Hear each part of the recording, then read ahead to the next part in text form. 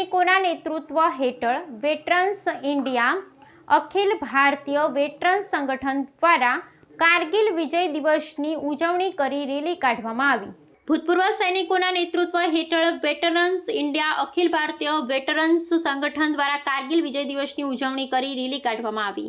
વડોદરા શહેર ગાંધીનગર ગૃહ ખાતે કારગિલ વિજય દિવસની ઉજવણી કરવામાં આવી। આ ઉજવણી ભૂતપૂર્વ સૈનિકોના નેતૃત્વ હેઠળ veterans India Akhil Bharatiya veterans સંગઠન દ્વારા દર વર્ષની જેમ આ વર્ષે પણ ઉજવણી કરવામાં આવી।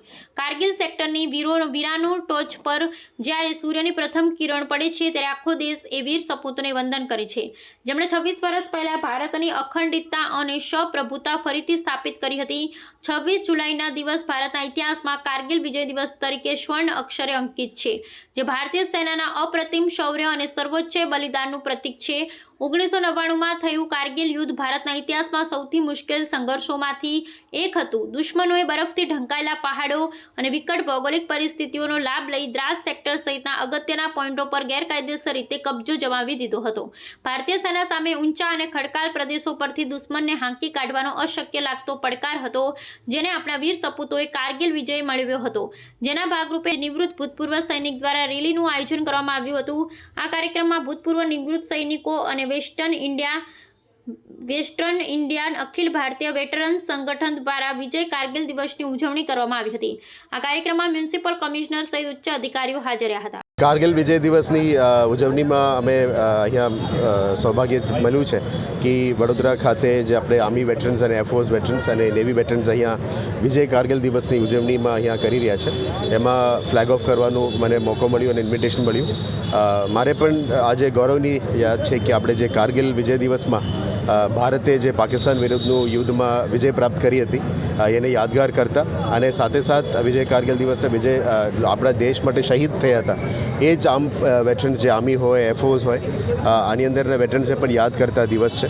આપણા 1965, 71, 99, 2025 અને વચ્ચે યુરીમાં પણ જ્યારે પણ ભારત દેશનું વિજય પ્રાપ્ત થયું છે ત્યારે આપણે ઉજવણી કરતા હોય છે, પણ કારગિલમાં આપણા માટે યાદગાર હોય છે કારણ કે શહીદોની પણ અમે યાદ કરવાનું છે।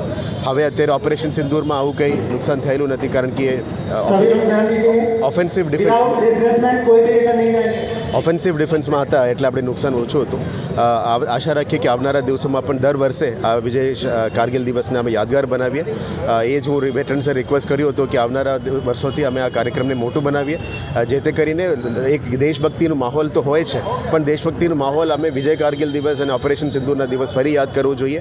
71 વોર હોય, 65 વોર હોય, ભારત દેશ મુંહતોડ જવાબ આપતા હોય છે અને આપણા આગળ તો બાકી દેશોને અત્યારે અમે આખા દુનિયામાં ત્રીજી મોટું પાવરફુલ ડિફેન્સ ફોર્સ બની ગયા છે, એને યાદ કરવું જોઈએ। ને આપણે સૌથી પહેલાં આપણે સોલ્જર્સની સુરક્ષા આપવા માટે એમની સારા ઇક્વિપમેન્ટ, સેફ્ટી ઇક્વિપમેન્ટ બધું આપવા માટે જે પ્રયત્ન છે આપણે વેટરન્સથી પણ સજેશન્સ લઈને કરવું જોઈએ। અને ખુશીની માહોલ છે આ વરસાદની વચ્ચે પણ આપણે આટલા બધા કેડેટ્સ અને વેટરન્સ આવ્યા અને આને આજના દિવસને યાદગાર બનાવ્યું, એ બદલ બરોડાના આર્મ ફોર્સ વેટરન્સ ક્લબને અને આપણે જે સોલ્જર્સને પણ આજે જે હાજર છે તમામ હાજર સોલ્જર્સ અને એનસીસીના કેડેટ્સ, એસપીસીના કેડેટ્સ અને સિવિલિયન્સને પણ હું આભાર માનું છું।